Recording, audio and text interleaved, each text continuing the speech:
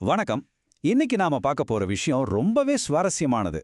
ஒரே ஒரு சம்பவம் எப்படி உலகத்தோட மிகப்பெரிய மதங்கள்ல ஒன்னோட போக்கையே மாத்துச்சுன்னு பார்க்கலாமா? இதுக்கு அடிப்படையா இருக்கிறது நமக்கு கிடைச்ச வரலாற்று ஆதாரங்கள் தான். யோசிச்சு பாருங்க, ஒரே ஒரு மனுஷனோட கதை ஒரு பெரிய மதத்தோட எதிர்காலத்தையே மாத்த முடியுமா?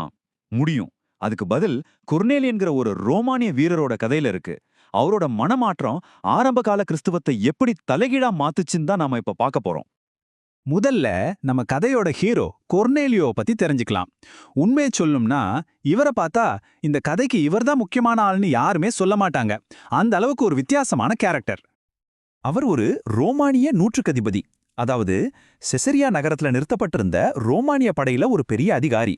சுருக்கமா சொல்லணும்னா அவர் ரோமானிய ஆதிக்கத்தோட ஒரு சின்னமாவே பார்க்கப்பட்டார். ஆனா இங்க தான் ஒரு ட்விஸ்ட்.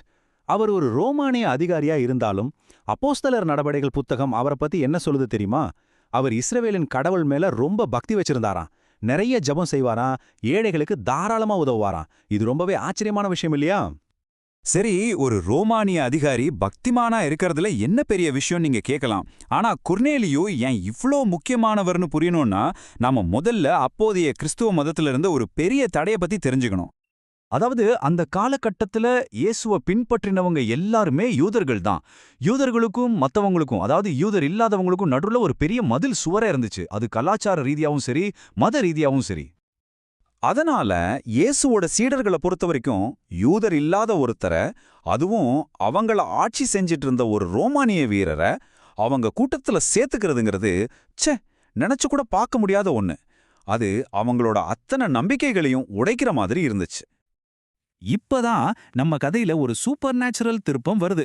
தனித்தனியா ரெண்டு பேருக்கு தெரியிற தரிசனங்கள் எப்படி இந்த பெரிய மாற்றத்துக்கு வழிவகுக்குதுன்னு பாருங்க.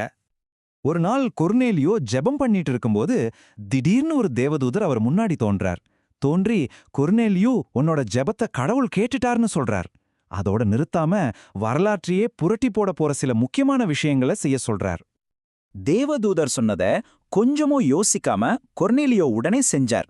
அப்போஸ்தலனான பேதுருவ கூட்டிட்டு வர்றதுக்காக தான் ஆட்களை யோப்பா பட்டணத்துக்கு அனுப்புறார். சரியா, அதே நேரத்துல யோப்பாவுல இருந்த பேதுருவுக்கு ஒரு மாதிரி குழப்பமான தரிசனம் தெரியுது. வானத்திலிருந்து ஒரு பெரிய துணி மாதிரி ஒன்னு இறங்கி வருது. அதுக்குள்ள யூத சட்டப்படி சாப்பிடவே கூடாத தீட்டுன்னு சொல்லப்படுற எல்லா விதமான மிருகங்களும் இருக்கு. அதை சாப்பிட சொல்லி ஒரு குரல் கேக்குது. பேதுருவோ ஐயோ இதெல்லாம் தீட்டானது, நான் சாப்பிட மாட்டேன்னு சொல்றாரு.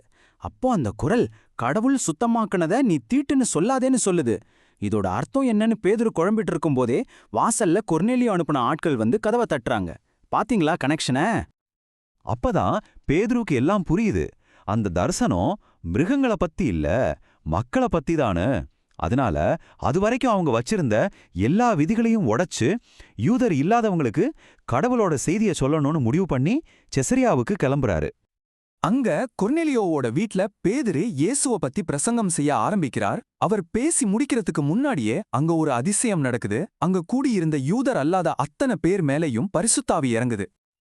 இத பார்த்ததும் பேதுருவுக்கும் கூட வந்தவங்களுக்கும் ஒரே ஆச்சரியம். உடனே பேதுரு சொல்றார், பாருங்க, நம்மள மாதிரியே இவங்களும் பரிசுத்த ஆவியை பெத்துக்கிட்டாங்க. இவங்களுக்கு ஞானஸ்நானம் கொடுக்க தண்ணிய யாரால தடுக்க முடியும்னு கேட்டுட்டு கொர்னேலியோவுக்கும் அவரோட மொத்த குடும்பத்துக்கும் ஞானஸ்நானம் கொடுக்க உத்தரவிடுறார். இது ஒரு வரலாற்று சிறப்பு மிக்க முடிவு. ஞானஸ்நானம் கொடுத்ததோட கதை முடியல. உண்மையில இங்க தான் அசல் கதையே ஆரம்பிக்குது. இந்த ஒரு சம்பவம் அந்த புதிய மதத்துக்குள்ள ஒரு பெரிய விவாதத்தையே உருவாக்குச்சு. ஒரு அடிப்படை மாற்றத்துக்கான தொடக்க புள்ளியா இருந்துச்சு. கொர்னேலியோவோட மனமாட்டம் தான் ஒரு தீப்பொறி மாதிரி வேலை செஞ்சுச்சு.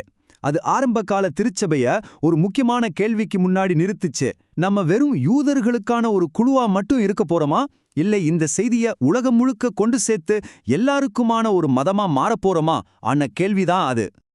ஆக மொத்தத்துல கொர்னேலியோன்ற ஒரே ஒரு மனுஷனோட விசுவாசம் கிறிஸ்தவங்கிற மதம் உலகளாவிய மதமா மாறுறதுக்கு வழிவகுத்த ஒரு பெரிய முடிவு எடுக்க வச்சது. அந்த ஒரு சம்பவம் மட்டும் நடக்கலைன்னா கிறிஸ்தவத்தோட வரலாறு இன்னைக்கு வேற மாதிரி இருந்திருக்கலாம்.